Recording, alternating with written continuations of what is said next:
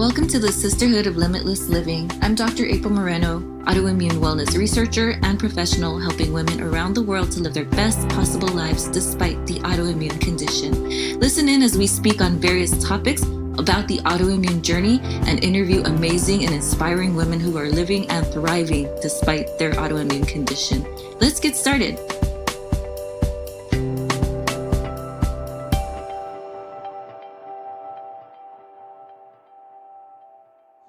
Hello, Sisterhood. Welcome to another episode of Limitless Living with Dr. April Moreno. Today, I'm going to be talking about success in general. So, we talk a lot about limitless living and getting through the autoimmune disease experience, but also living well and living better than before. But maybe sometimes people don't have a clear idea of what that actually means to live better than before. What would that look like to them, right? What is success to them? What does limitless living mean personally? Maybe it's just like a thought, but maybe it's not a feeling. Maybe it's like the missing piece of feeling and experiencing for oneself what it means to live limitlessly and what it means to live in a place of success and abundance despite the autoimmune experience, right? So today I'm going to be talking about a couple of things. I'm going to be going into this book here, one of my absolute favorites, Deepak Chopra's 7 Spiritual Laws of Success. I just love this book and I enjoy reading it. It's something that I feel like I need to absorb and read over and over again. So success, I would start out by saying, in our community of autoimmune women, the idea of success, how would you define that? It is whatever you want it to be. Okay, success is about your definition of living an abundant and fulfilled life. Whatever that means to you, you define that for yourself and you shape the way and the path, and you can follow that path into your success. And it could be on a monthly basis, even a weekly basis. It could be something that is like at these smaller chunks of time, but it can even be like your longer term plan, 10, 20 years from now. Some people even do the what would people say at your funeral kind of thing to describe who you are, what you did with your life, how you've helped other people. All of this stuff is really powerful. And it's not like it means nothing. This is like totally important stuff because everything you're doing is on that path. Everything you're thinking and the ideas that come up are along the path of the direction that you have decided to follow. So that's how I would define success in especially like specificity to the autoimmune experience. But let me go ahead and talk about this book here. It's got 7 chapters, right? 7 spiritual laws of success. The first law is on the law of pure potentiality. The law of pure potentiality is based on the fact that we are, in our essential state, pure consciousness. Pure consciousness is pure potentiality. It's the field of all possibilities and infinite creativity. It's our essence, spiritual essence, and it is also pure joy. So I love this. I love this book so much. Our essential nature is pure potentiality. So that's the first chapter in here. It gets into a little bit more detail on that, how we can apply this law to our lives. Daily practice of silence, meditation, and non-judgment is how you get there. And the second chapter is on the law of giving. It's about basically being part of the cycle in the universe, the cycle of abundance and blessing. So as you're giving, you're also able to receive. Sometimes it's like you cannot really receive unless you're able to truly give. So it is a cycle and it's a path of give and take. It's like a river. It's a flow. For example, with money, if you don't give money, it begins to stagnate. It suffocates. It strangles its own life force. Circulation keeps it alive and vital. So that's what the law of giving is about. The more you give, the more you will receive. The second chapter is on the law of karma and cause and effect. So it's action and consequence of that action. That's what karma is. There's nothing unfamiliar about the law of karma. We've all heard what you sow is what you reap what you sow kind of thing. If you want to create happiness, you must learn to sow the seeds of happiness. Likewise, if we want to feel joy, health, limitless living. We need to begin to sow those seeds of what that means in our lives and how we can give that out to the universe, how we can serve other people. I've had a few low points in my life, but one of the pits was when I came back from teaching English in Japan. I was there for 6 years, loved it so much. There was this pit of suddenly in 1 week, I was fired and dumped at the same week. Fired on a Monday, dumped on a Wednesday. It was the most interesting thing. It was just like the universe just kind of saying, done with this path, you're on to something else. But what that something else was and getting into the next level took a little time. It took actually probably like 2 years or something. So it was quite a huge pit. I lost my job. I was dumped. I had a whole lot of free time. Now my life is like super busy all the time and I love it. I'm doing research at the university. There's something in the PhD experience that just kind of completely occupies your mind, your time, your space, where you like never have that idle time anymore, which is kind of cool. Okay, so getting back to this moment, being aimless. Okay, I was renting a room in an apartment, sharing an apartment with somebody. I had just gotten dumped, and then like everyone that was friends with him was like no longer talking to me. And then I had just a lot of idle time to sit around, feel lonely, and feel sorry for myself. And I just couldn't get out of this mental trap. But, with some prayer, I decided I was going to go and volunteer for the local YWCA. Okay, so I volunteered my time tutoring ESL, helping out with other things at the nonprofit organization. And that truly became something that occupied my time instead, right? So it kept my mind from dwelling on negative thoughts. It kept me focused on working with people who needed me, people who could definitely use my help when it came to like learning English for getting jobs. A lot of people were immigrant mothers, and we were helping them and also helping the kids with their homework too. So it was a really wonderful experience to feel needed, appreciated, and then meeting other wonderful women who worked at the YWCA. Later on in the future, I became board member of several YWCAs and learned so much about that, and how I was going to in the future build my own nonprofit organization, which is still in the works. The law of karma, giving out and contributing even when you don't feel like you have anything to give, or when you are heartbroken, broke, suffering, struggling. Sometimes these are the best moments for you to actually no longer think about this pit, no longer think about your problems, and get out there and see what you can do to help other people. And I truly believe that's a component of this law of karma. The next one is chapter 4, the law of least effort. And this is a beautiful one. The law of least effort is about productivity and about effortless ease. Okay, so I love this quote, nature's intelligence functions with effortless ease, with carefreeness, harmony, and love. How beautiful is that? Sometimes I wonder if we are putting too much effort in the struggle, right? If we're putting too much mental and personal strain into something that doesn't need that much strain. Maybe we're pushing way too much on a brick or on something that's really heavy when it really didn't need all that force. And I think a lot of this is really related to the autoimmune experience. Once again, so many of us are kind of like the type A overexertion of the self, right? I know I do it. I do it all the time. I overcommit my time, my schedule. I'm getting better at it. I'm learning how to trim out and say no to certain things. Just really leaning into the feeling of how something makes me feel.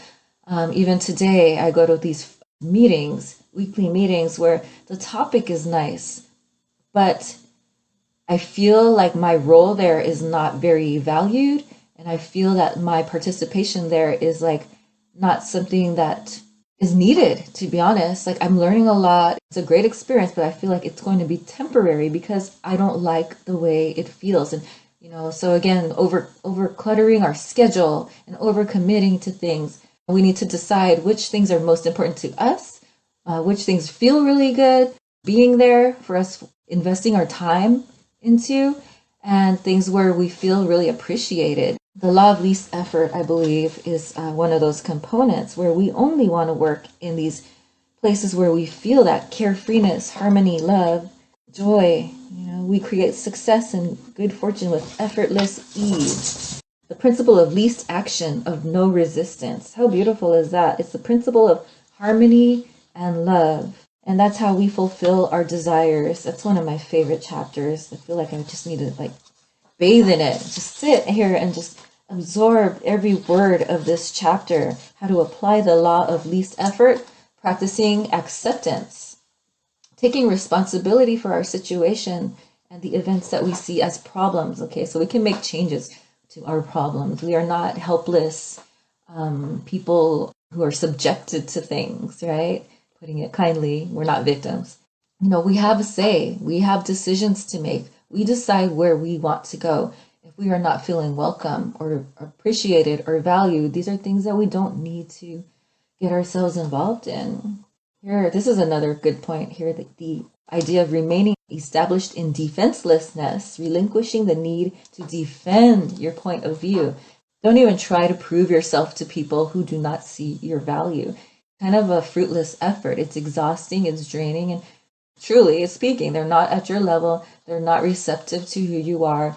We just have to let that go. We have to step out of there, not be defensive of defending our point of view, our value, our importance. We know, and we need to know our value and our worth. Okay. So then the fifth one is on the law of intention and desire. This one here is a little bit more on the field of pure potentiality and organizing power. Getting into the law of intention and desire, and let's see what Chopra has to say about desire. So this is the fifth spiritual law of success. It's the law of intention and desire. This law is based on the fact that energy and information exist everywhere in nature, and at the quantum level, there's nothing other than energy and information. Okay, it's influenced by intention and desire. There's a lot of detail in here. It's kind of like our relation to the world, our connectedness at the most elemental level. These are 5 steps for fulfilling your desires, right? You slip into the gap, centering yourself between thoughts, that space of silence between thoughts, meditation in silent contemplation.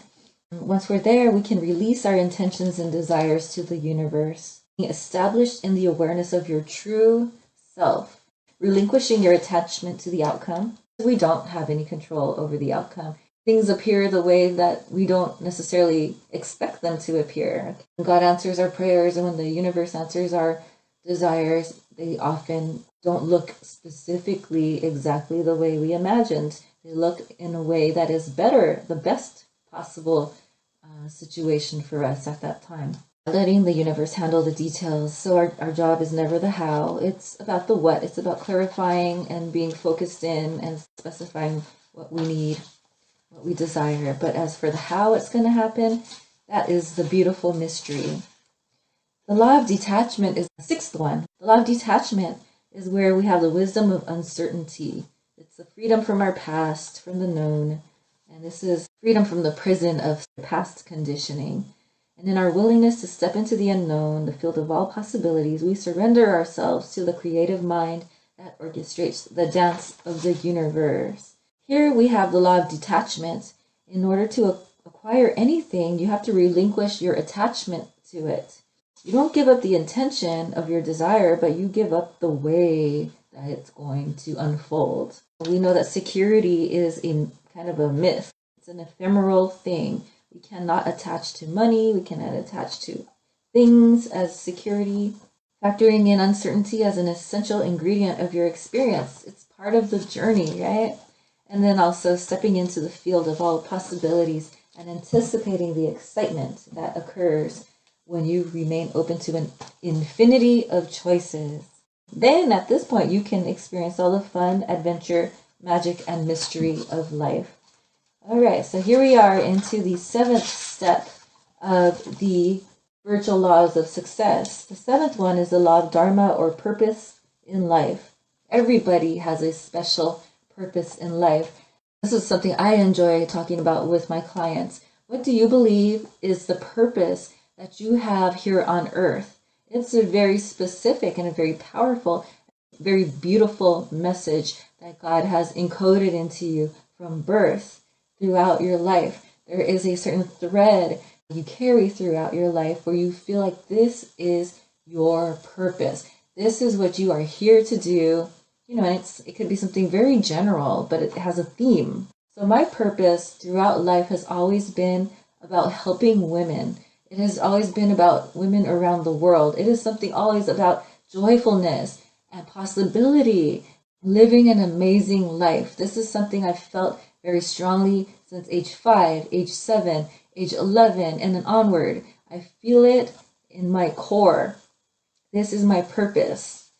Okay, as for the specifics on what that looks like, that's always a journey in itself, and it can change over time, right? So since the autoimmune diagnosis about, 2-3 years ago, that led me to this work that I do now on coaching and helping women who are dealing with autoimmune conditions, developing this community of support and encouragement and empowerment and life fulfillment. These are all the amazing things that I feel called to be part of, to change the narrative of autoimmune disease or autoimmune living from suffering, disease, and limitation into one of insight and limitless, positive, fulfilling living.